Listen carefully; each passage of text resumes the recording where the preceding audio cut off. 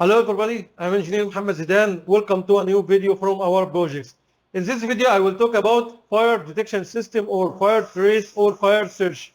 So what is the component and what is the use of this system? Actually, we use this system to protect the inner components of the electrical panels. Okay, why? Because the electrical panels usually it will be installed in a space, and this space maybe it will be covered by firefighting system like FM200 or CO2. But the inner components, in case I have fire inside the panel, I cannot identify there is a fire.